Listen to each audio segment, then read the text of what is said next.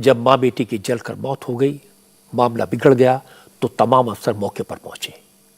मौके पर मौजूद लोगों ने कहा कि लेखपाल ने अफसरों के साथ मिलकर पूरी प्लानिंग के साथ इस हैवानियत को अंजाम दिया है। के दीक्षित के भाई अरविंद का कहना है कि पुलिस और बुलडोजर को देखकर गांव के लोग भी झोपड़ी की तरफ जाने लगे, लेकिन पुलिस ने उनको आगे नहीं बढ़ने दिया। अरविंद दीक्षित ने बाद में बताया कि परिवार गांव के बाहर इस जमीन पर कई साल से रह रहा था। लेखपाल किसी भी कीमत पर परिवार को जमीन से बेदखल करना चाहता था, इसलिए लेखपाल ने ही झोपड़ी में आग लगवा दी। 4 साल से यहाँ रह रहे हैं, यहाँ उनके जानवर वगैरह बनते थे, इसलिए रात में यहीं पर रुकते थे, यहीं खाना वाना बनाते थे, गैस सब यहीं रखते थे। परिवार उनका कहाँ रहता था? मतलब उनकी वाइफ यहीं रहती थी और जो है और लोग वहाँ घर में रहते थे, वाइफ और एक बड़ा वाला लड़का और वो पप्पू। मतलब बिटिया की मौत हुई है, बिटिया की शादी थी अगले महीने शादी थी। वो कल ही यहाँ आई थी, वो नहीं आती थी यहाँ, कल ही आई थी। जब आप यहाँ पर आए तो क्या लोगों ने बताया कि लेखपाल ने झोपड़ी में आग लगाई है या किस वजह से झोपड़ी में आग लगी? लोगों ने बताया कि हम लोगों को यहाँ आने नहीं दिया, वहीं रास्ते से जो है जो सड़क है वहीं पर से डंडा फटकारने लगे तो हम लोग वहीं से देखते रहे और इधर किसी को आने ने, एक गाड़ी इधर खड़ी कर दी, उधर से किसी को नहीं आने दिया और यहाँ ये तांडव किया। जब आग खूब भड़की तब ये खेतों वाले चिल्ला करके दौड़े, तब ये सब भगे। और आग किसने लगाई? जो मौके पर लोग थे, क्या बताया उन लोगों ने? उन्होंने बताया कि लेखपाल ने लगाई। इस दावे की तस्दीक गांव के लोग भी कर रहे हैं। लोगों ने कहा कि भारी पुलिस फोर्स होने के कारण गांव वाले भी परिवार की मदद के लिए आगे नहीं आ पाए। एक बुजुर्ग ने बताया कि झोपड़ी में आग लेखपाल अशोक सिंह ने ही लगाई थी और लेखपाल ने ही बुलडोजर चलाने का आदेश दिया था। हम यहाँ पे जो है जानवर चरा रहे थे, यहाँ पे ये देखा कि लेखपाल की अपनी टीम आ रही थी और उसमें पुलिस भी थी और बुलडोजर भी था, वो आ रही थी। यहाँ पे अचानक इसमें जो है पहले तो नल में टक्कर मारी और फिर नल से टक्कर मार के और सीधे वहाँ पे जो है झोपड़ी में लेखपाल ने आग लगाई और फिर बुलडोजर ने तुरंत ही उसमें टक्कर मार दी। तो उसमें जो है वो रखा था जनरेटर और उसका डीजल फैल गया, तो डीजल फैलने से और आग भभकने लगी तो ना वो निकल पाई, ऐसे उनकी पकड़ में। आग किसने लगाई थी? लेखपाल ने आग लगाई थी। प्रशासन ने लगाई और मना नहीं किया उसने कि बाहर आ जाओ, हम आग लगाने जा रहे हैं? ना ये कुछ नहीं कहा। अगर ये होता तो निकल नहीं जाती, तो ये बच जाती। हाँ तो मेरे नौबतें नहीं आती जी। बात लेखपाल का कैसी तरीके से चीजें पहले भी रहती थी, गांव के लोगों को धमकाना, इस तरीके की चीजें करना? हाँ, चाला में जहाँ जगह नहीं है वहाँ भी कह रहे हैं कि जो पटेल जमीन है उसमें कह रहे हैं और चौड़ी जगह बनाओ, नहीं तो हमको घूस दो। ये घूस खो रहे आदमी। जरा सोचिए, जिस घर में बेटी की शादी की तैयारियां हो रही थी उस परिवार पर कैसी विपत्ति आई। पहले प्रशासन ने पक्का मकान गिरा दिया, फिर झोपड़ी भी गिरा दी और परिवार जिस बेटी की शादी की तैयारी कर रहा था, जिसके हाथ में मेहंदी लगनी थी, वो बेटी चिता में जल गई। गांव वालों और परिवार वालों का आरोप है कि आग लेखपाल ने लगाई। गांव वाले जो कह रहे हैं, अगर उसे कंफर्म करना है तो 1 महीने का पूरा घटनाक्रम देख सकते हैं। गांव के ही गौरव दीक्षित ने के दीक्षित की शिकायत की थी। गौरव दीक्षित की शिकायत पर लेखपाल को जांच सौंपी गई थी। पिछले महीने मकर संक्रांति के दिन के दीक्षित के घर पर बुलडोजर चला दिया गया था और इसके बाद परिवार झोपड़ी बनाकर वहीं रहने लगा था। कल लेखपाल और एसडीएम थाने के एसएचओ के साथ पुलिस फोर्स लेकर पहुंचे। झोपड़ी में आग लगी, बुलडोजर चला और के दीक्षित की पत्नी और उनकी बेटी जिंदा जल गई। के दीक्षित भी बुरी तरह घायल है, आग से झुलसे है, इस वक्त हॉस्पिटल में है। हॉस्पिटल जाने से पहले उन्होंने कहा कि लेखपाल और गांव के कुछ लोगों ने ही उनके परिवार में मौत का तांडव किया।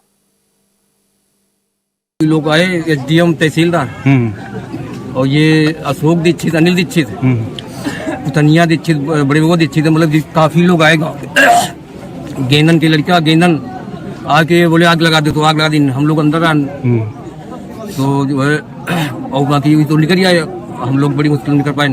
अच्छा, आप इतने जले हैं, आपको अभी तक प्रशासन कोई मदद नहीं मिली? कोई मतलब नहीं, ये जलते हुए भाग गए लोग। आप किसको जिम्मेदार मानते हैं हत्या का? हम ये गौरव दीक्षित है, दिल्ली में ड्यूटी है, वो ड्यूटी कर रहे हैं आर्मी में, और ये जो है निक्कू।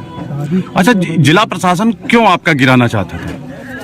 ये गौरव दीक्षित जो है ना जी, ये इनसे मिले लेखपाल से और ये एसओ से, ये मिल के जो है रुपया पैसा दे के जो है गिरवा दी हमारे, जो है जबरदस्ती गिरवा दी। ये कैसे अफसर हैं जो एक आदमी को जलता छोड़ गए, हॉस्पिटल ले जाने की जहमत भी नहीं उठाई। झोपड़ी में आग लगने और फिर मां बेटी की मौत की घटना कल दोपहर करीब 3-4 बजे हुई थी, जब एनक्रोचमेंट हटाने के एक्शन में 2 महिलाओं की मौत हो गई तो दीक्षित परिवार के साथ साथ पूरे गांव का गुस्सा भड़क उठा। आसपास के कई गांव के लोग जमा हो गए। मौके से अफसरों के भागने से लोग और भी गुस्से में आ गए। घटना का वीडियो वायरल हुआ। इस मामले की जानकारी मुख्यमंत्री योगी आदित्यनाथ तक पहुंची। योगी फौरन इलाके के विधायक और महिला एवं बाल विकास राज्य मंत्री प्रतिभा शुक्ला से बात की और उन्हें मौके पर भेजा। देर रात जब प्रतिभा शुक्ला बड़ौली गांव पहुंची, उन्होंने कहा कि उनके इलाके में ऐसी दर्दनाक घटना हो गई है, उनका तो मंत्री होना भी बेकार है। प्रतिभा शुक्ला ने मां और बेटी की मौत के लिए सीधे सीधे कानपुर देहात की डीएम नेहा जैन को जिम्मेदार ठहराया।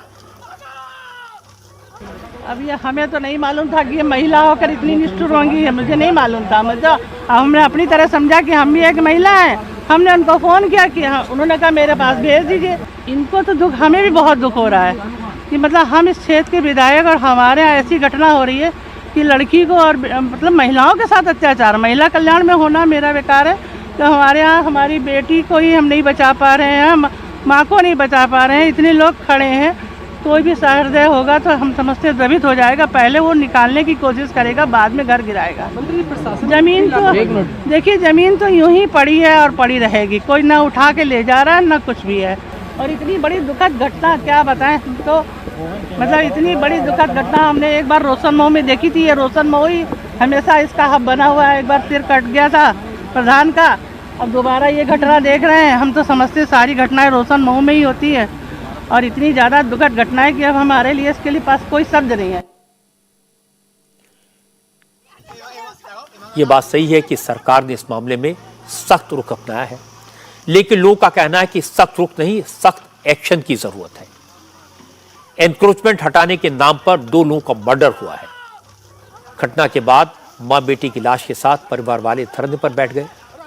स्थानीय लोगों की हमदर्दी भी परिवार के साथ है। परिवार ने कहा कि सीएम योगी आदित्यनाथ या डिप्टी सीएम आए, उनसे बात करें, आरोपी अधिकारियों पर कार्रवाई करें, तभी वो दोनों महिलाओं का अंतिम संस्कार करेंगे। जिंदा जल गई प्रमिला के बेटे शिवम ने कहा कि यह अतिक्रमण हटाने का अभियान नहीं था, उनके पूरे परिवार को मारने का प्लान था, उनकी हत्या की प्लानिंग थी। शिवम ने बताया कि जब 14 जनवरी को उनके मकान पर बुलडोजर चलाया गया था तो वो अपने परिवार के सभी मेंबर्स और पालतू जानवर लेकर डीएम के घर गए थे। उनका परिवार अपने साथ अपनी 4 गाय और 2 बकरियों के साथ घर का पूरा सामान लेकर डीएम के आवास पहुंच गया था, क्योंकि उनके पास रहने को छत नहीं बची थी। आप ये जो तस्वीरें देख रहे हैं, ये उसी दिन की हैं जब के दीक्षित अपने परिवार के साथ डीएम के घर पहुंच गए थे। शिवम दीक्षित ने बताया कि उस दिन उन्होंने कानपुर देहात की डीएम नेहा जैन से लेखपाल अशोक सिंह की शिकायत भी की थी, लेकिन डीएम ने कार्रवाई करने के बजाय उल्टा उनके ऊपर ही केस कर दिया, उन्हें हिस्ट्री शीटर करार दे दिया, जबकि इससे पहले उनके खिलाफ कभी कोई मुकदमा दर्ज नहीं था। वो देखें आगे क्या हुआ है, उनके प्रशासनिक अधिकारी किस तरीके से कार्य कर रहे हैं, किस तरीके से जो जनता है उसे सताया जा रहा है, गरीब लोगों को मतलब मारा जा रहा है, उनके मर्डर किए जा रहे हैं। क्या इससे पहले भी कहीं प्रशासन यहाँ पर आया था और आपके घर को दोबारा पहले भी गिरा के गया था? जी, जिससे पहले इसमें लेखपाल कानून को आके घर को गिरा देते हैं और उसके बाद मैं डीएम आवास पे धरना दे उनसे न्याय के लिए गया था, तो उन्होंने मेरे ऊपर बलवा या बहुत सारे मुकदमे लगा दिए थे। और उन्होंने वहाँ पे तो मुझे आश्वासन दिया था कि आपका वहाँ पे पट्टा होगा लेकिन और आवास मिलेगा, लेकिन यहाँ आके मेरे ऊपर मुकदमे पता चला कि मैं बलवा डाल दिया गया है और आप हिस्ट्री शीटर हो, जबकि इससे पहले मेरे ऊपर कोई भी आपराधिक मुकदमे नहीं थे। ये कितने दिन पहले की बात है? ये अगली 14 तारीख को रात की बात है। 14 को मतलब यहाँ गिराया गया है शाम टाइम। उसके बाद हम लोग जनवरी इसी साल? जी इसी साल। इस पूरी घटना में कानपुर देहात की डीएम नेहा जैन के रवैये पर लगातार सवाल उठ रहे हैं। जिस वक्त मड़ौली गांव में हाहाकार मचा हुआ था, उस वक्त डीएम नेहा जैन कानपुर महोत्सव में शामिल होने पहुंची थी, स्टेज पर डांस कर रही थी। उनके डांस का वीडियो जब वायरल हुआ तो लोगों की नाराजगी और बढ़ गई।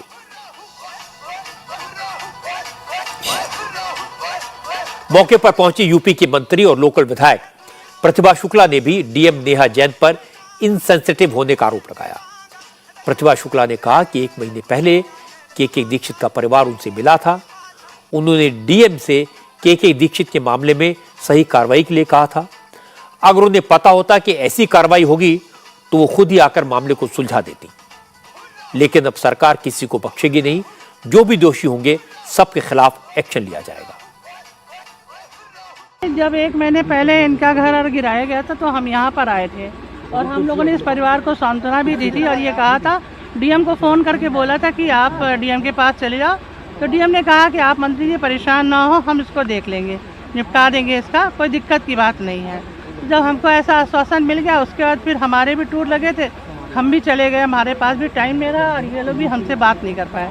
लेकिन हमें मालूम होता कि इतनी बड़ी दुखद घटना हो जाएगी तो हम अपना स्पेशल इन पर इंटरेस्ट काउंट करके बिल्कुल पूरा ध्यान देते। लेकिन हमने सोचा कि बात आई गई और चली गई, कोई हमारे पास फिर इनकी कोई गुहार मेरे पास नहीं है। मुझे ये भी नहीं पता चला कि डीएम ने भगा दिया, लेकिन अभी पता चल रहा है कि ये लोग जब गए थे तो इन पर मुकदमा भी लिखा दिया गया और भगा भी दिया गया। मुख्यमंत्री जी बहुत संवेदनशील हैं और हम समझते हम लोग सब उनके एक पैरोकार ही हैं, उन्हीं की तरफ से आए हैं। घटना की सेंसिटिविटी देखकर कानपुर मंडल के कमिश्नर राजशेखर, एडीजी आलोक सिंह, कानपुर देहात के एसपी बीएस मूर्ति समेत तमाम बड़े अधिकारी मड़ौली गांव पहुंचे। परिवार ने लेखपाल, एसडीएम, बुलडोजर के ड्राइवर समेत 12 लोगों के खिलाफ नामजद एफआईआर करवाई। इसके अलावा कुछ अज्ञात लोगों के खिलाफ भी हत्या का केस दर्ज किया गया। लेखपाल और एसडीएम को सस्पेंड कर दिया गया है। लेखपाल अशोक सिंह और जेसीबी के ड्राइवर को भी गिरफ्तार कर लिया गया है। बाकी लोगों की गिरफ्तारी के लिए पुलिस ने 4 टीमें बनाकर छापेमारी शुरू कर दी है। चूंकि परिवार धरने पर बैठा था, चीफ मिनिस्टर या डिप्टी चीफ मिनिस्टर से बात करने की मांग कर रहा था, इसलिए यूपी के deputy chief minister Brajesh Pathak ने प्रमिला के बेटे शिवम से बात की। ब्रजेश पाठक ने भरोसा दिलाया कि सरकार उनके साथ है। उसकी मां की मौत के लिए जिम्मेदार लोगों को ऐसी सजा दिलाएगी जो उनकी कई पीढ़ियां याद करेंगी। ये घटना बहुत दुखी करने वाली है। हम एकदम बहुत ही ज्यादा हम दुखी हैं। हम पूरी तरह से तुम्हारे साथ हैं। जो जिम्मेदार लोग हैं उन पर एफआईआर दर्ज हो गई है 302 की। हम कड़ी कार्रवाई करें, किसी को नहीं बख्शेंगे। तो हमारे परिवार के सदस्य हो, ये लड़ाई हमारी है, हम तुम्हारे साथ खड़े हैं, पूरी सरकार तुम्हारे साथ खड़ी है। ठीक, घबराना एकदम नहीं। और जो तुम्हारी मांगे हैं उन पर हम गंभीरता पूर्वक काम करेंगे और हर स्थिति में हम तुम्हारे साथ खड़े हैं। इसमें कड़ी से कड़ी कार्रवाई होगी। हम सख्त से सख्त सजा दिलाएंगे। जो भी दोषी हैं हम किसी को नहीं छोड़ेंगे। उनकी पुश्तें भी याद करेंगे, इतनी कड़ी कार्रवाई कराएंगे। आप हमारे परिवार के मेंबर हो, हम बिल्कुल भी ऐसी घटनाओं को बर्दाश्त नहीं करेंगे। एक एक व्यक्ति को हम कड़ी सजा दिलाएंगे। घबराने की जरूरत नहीं है। इतनी बड़ी दुखद घटना है कि मेरा मतलब इतना ज्यादा मैं दुखी हूं, मैं इसका बयान नहीं कर सकता। बहुत दुखद घटना है और जितने भी मतलब इसका निंदा की जाए वो कम है। ब्रजेश पाठक से बात करने के बाद परिवार के सदस्य अंतिम संस्कार करने के लिए तैयार हो गए, लेकिन शिवम ने डिप्टी चीफ मिनिस्टर से कहा कि लेखपाल और एसएचओ के अलावा एसडीएम ज्ञानेश्वर प्रसाद सिंह और गांव के ही एक व्यक्ति गौरव दीक्षित के खिलाफ हत्या का केस दर्ज हो और उन्हें भी गिरफ्तार किया जाए। मानिए जी, अब आप हमारी इनकी बात भी सुन लीजिए, अपनी बात कहिए। सर, मैं चाहता हूँ कि जो इसमें जो वो आर्मी मैन है गौरव दीक्षित और एसडीएम है मैथा जो ज्ञानेश्वर प्रसाद, इनको भी तुरंत गिरफ्तार किया जाए, क्योंकि ये मुख्य अपराधी यही हैं। एसडीएम महोदय और जो ये एसएचओ रूरा हैं, इनको भी थोड़ा ध्यान में दिया जाए। सरकार ने संवेदनशीलता दिखाई, पीड़ित परिवार की सारी मांगे मान ली। अफसरों के खिलाफ दफा 302 के तहत एफआईआर दर्ज हो गई है। लेखपाल को गिरफ्तार कर लिया गया है। एसडीएम हिरासत में है। जिन महिलाओं की मौत हुई है उनका अंतिम संस्कार हो गया है। हालात काबू में है, लेकिन विरोधी दलों को यह बात ठीक नहीं लग रही, इसलिए आग को फिर से सुलगाने की कोशिश की जा रही है। अखिलेश यादव ने समाजवादी पार्टी का डेलीगेशन मौके पर भेज दिया है। चूंकि जिस परिवार के लोगों की मौत हुई है वो ब्राह्मण है, इसलिए समाजवादी पार्टी मीडिया सेल ने कानपुर की घटना को योगी सरकार की ब्राह्मण विरोधी नीति का नतीजा बताया। हालांकि समाजवादी पार्टी के जो नेता कानपुर पहुंचे उन्हें प्रशासन ने रास्ते में रोक दिया। इस डेलीगेशन की अगुवाई कर रहे समाजवादी पार्टी के नेता ने आरोप लगाया कि इस घटना में सीधे तौर पर कानपुर की डीएम और एसडीएम जिम्मेदार है, लेकिन योगी सरकार दोनों को बचाने की कोशिश कर रही है। समाजवादी पार्टी के लोग पीड़ित परिवार को सहारा देने के लिए जाना चाहते थे, लेकिन सरकार नहीं चाहती कोई इनके जख्मों पर मरहम लगाए, इसलिए विरोधी दलों के नेताओं को रोका जा रहा है। यह आरोप लगाया समाजवादी पार्टी के नेताओं ने। पुलिस के बल पर यह सरकार नहीं चलेगी, नहीं चलेगी। योगी तेरी तानाशाही नहीं चलेगी, नहीं चलेगी। योगी तेरी तानाशाही। 9 बजे से पुलिस में हम लोग घर पे रोक रखा था। कानपुर के हाथ गिराने का निर्देश पार्टी से मिला था। आखिर बहुत देर बात करने का पुलिस ने ले चलने पर सहमति जताई। भारी पुलिस फोर्स के घेरे में घर से लेकर के चले, लेकिन सचेंडी के पास ला करके हाईवे ब्लॉक करके हम लोगों को रोक लिया गया है। जीआईसी है, गवर्नमेंट इंटर कॉलेज है, इसमें हम लोगों को नज़रबंद करके बैठा लिया गया है। आगे जाने की अनुमति नहीं दी जा रही है।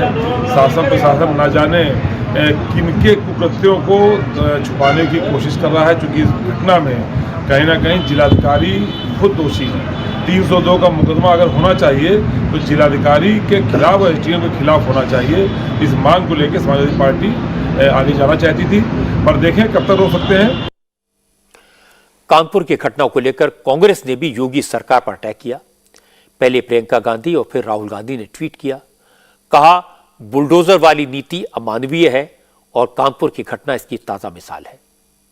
प्रियंका गांधी ने दोषियों पर सख्त कार्रवाई की मांग की, तो राहुल गांधी ने इसे बीजेपी का घमंड बताया और कहा कि यूपी तानाशाही के दौर में जी रहा है। इस मामले में आम आदमी पार्टी के नेता भी बोले।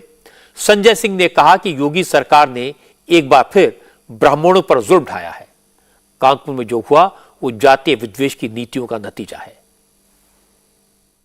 एक पीड़ित मां और उसकी बेटी ने अपने आप को आग लगाकर जलाकर मार दिया। यह बात मैं तालिबान की नहीं कर रहा, योगी आदित्यनाथ के सरकार वाली उत्तर प्रदेश के कानपुर देहात की कर रहा हूं, जहां बाबा जी का बुलडोजर पहुंचता है कृष्ण गोपाल दीक्षित के झोपड़ी को उजाड़ने के। पहले उसका पक्का मकान तोड़ा गया और जब वो एक झोपड़ी बना के रहने लगा तो उस झोपड़ी पर बुलडोजर पहुंच गया। इन जातीय विद्वेष से भरा हुआ उत्तर प्रदेश का शासन कृष्ण गोपाल दीक्षित की झोपड़ी पर बुलडोजर चलाने के लिए पहुंच जाता है। यह हृदय विदारक घटना हमारे पूरे समाज के ऊपर और हमारी व्यवस्था के ऊपर एक कलंक है, काला धब्बा है। योगी सरकार की तानाशाही का और उनके बुलडोजर के आतंक का सबसे बड़ा उदाहरण है कानपुर देहात। एक परिवार की 2 महिलाएं जिंदा जल गईं। यह वाकई में हृदय विदारक है। इस घटना की जितनी निंदा की जाए उतना कम है। इसके दोषियों पर, अफसरों पर जितना सख्त से सख्त एक्शन लिया जाए वो कम है। लेकिन राजनीतिक दल लाशों की जाति देख रहे हैं, इससे ज्यादा दुखद बात कोई और नहीं हो सकती। यह निहायत ही घटिया अप्रोच है। इसलिए इस मामले की हकीकत को समझना जरूरी है। पहली बात यह, जिस परिवार की झोपड़ी पर बुलडोजर चलाया गया वो ब्राह्मण परिवार है, और दूसरी बात यह, जिस शख्स पर पीड़ित परिवार हत्या का इल्जाम लगा रहा है, जिसकी शिकायत पर यह सब हुआ वो भी ब्राह्मण है। तो फिर इसे ब्राह्मण पर जुल्म कैसे करार दिया जा सकता है? जब दोनों परिवार ब्राह्मण हैं तो जाति का सवाल कहां से आया? यह मामला पूरी तरह से अफसरों की मिलीभगत, घूसखोरी, अमानवीय व्यवहार और सरकारी पद के और सरकारी ताकत के दुरुपयोग का मामला है। एक शख्स ने शिकायत की, लेखपाल ने उससे मिलकर दूसरे परिवार के घर पर बुलडोजर चलवाया, फिर उसकी झोपड़ी में आग लगाई और बुलडोजर से झोपड़ी को गिरवा दिया। इसमें लोकल पुलिस की भी मिली भगत है, क्योंकि पुलिस तमाशा देखते रही। इसमें एसडीएम भी जिम्मेदार है, क्योंकि एसडीएम ने सिर्फ कागजी कार्रवाई की और वो मौके पर मौजूद रहकर भी तमाशा देखते रहे। इसमें डीएम भी निर्दोष नहीं है, क्योंकि 1 महीने पहले यह परिवार डीएम के पास फरियाद लेकर गया था, मिनिस्टर की सिफारिश पर गया था। इसके बावजूद डीएम ने उसे वहां से भगा दिया। फिर लेखपाल ने इसी परिवार के खिलाफ केस दर्ज करवा दिया, परिवार को भूमाफिया डिक्लेयर कर दिया। जिस परिवार के पास न छत थी, जायदाद के नाम पर बकरियां थी, 4 गायें थी, उसे भूमाफिया बता दिया गया और बड़े बड़े अफसर खामोश रहे। जाहिर है इससे लेखपाल की हिम्मत बढ़ी और वो हैवान बन गया। इसलिए एक्शन तो सबके खिलाफ होना ही चाहिए और मुझे पूरा यकीन है कि योगी आदित्यनाथ इस मामले में जल्दी से जल्दी और सख्त से सख्त एक्शन लेंगे। इंडिया टीवी हर वक्त हर जगह डाउनलोड करने के लिए सर्च करें India TV news Google play store या ऐप स्टोर पर।